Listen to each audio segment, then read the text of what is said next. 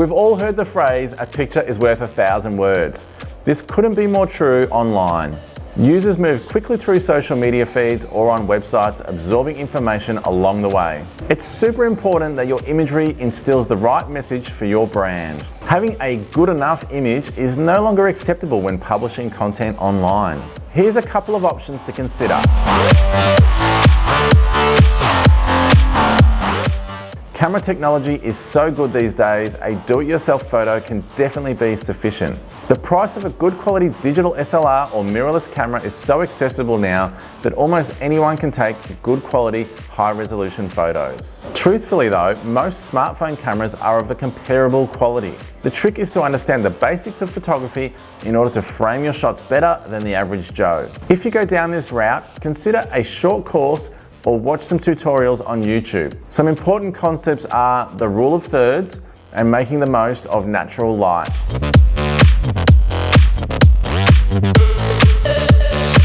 Maybe you are not creative enough to get behind the camera. Stock photography is where you purchase or sometimes download for free images from an online library. The benefit here is the photos are mostly of a high standard and you get access to them quickly and easily.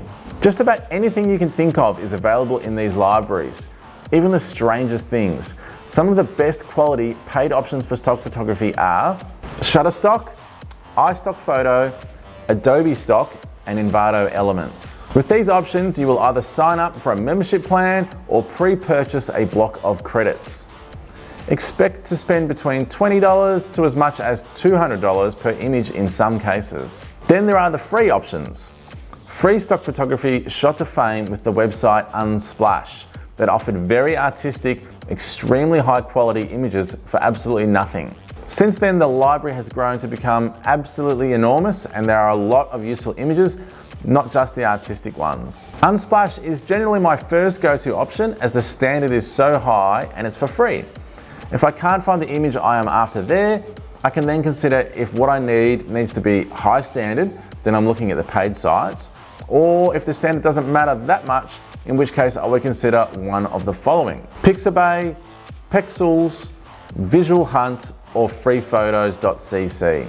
The downside to stock photography is that other people could be using the same images. Also, most of the photographers are not in Australia, and you can kind of tell. The buildings, clothing, and locations sometimes are obviously overseas. This can hurt the overall impression of your business.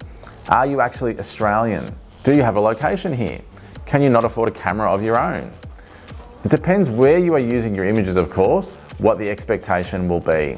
On a blog post, it might not matter so much, but let's consider the first image a user might see on your website's homepage. Wouldn't it be better if this was a real, believable photo of you or your business?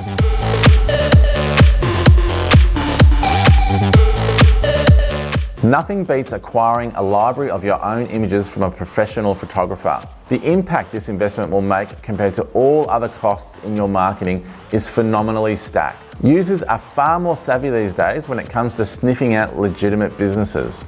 Having a real-life look into your business with powerful, professional images sends a massive trust signal that you are not just some backyard operation. Not just for your website, these professional images can then be used across your social media, paid advertising, printed advertising, and even professional documents like proposals or quotes. It's honestly the most adaptable type of content you will create for your business.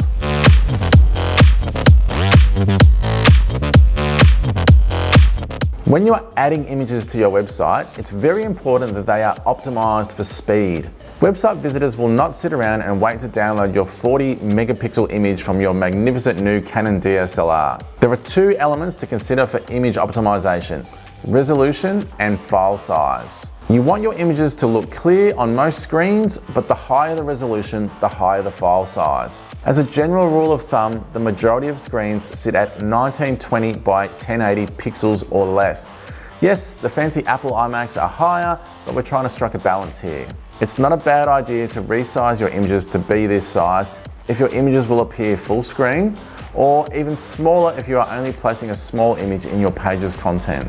To resize your images, you could use a program such as Adobe Photoshop. However, this has a fairly hefty price tag. Most operating systems come with some kind of image preview program that will allow you to downsize your image files. Now that you have the right resolution, it's time to crunch the file size down even more. You see, most of these programs add unnecessary junk into your files that website browsers do not care about. You can strip all of this out by running your images through a website called TinyPNG. That's at tinypng.com. This will make your files as small as possible, and the difference sometimes is drastic. Small image sizes means faster load times.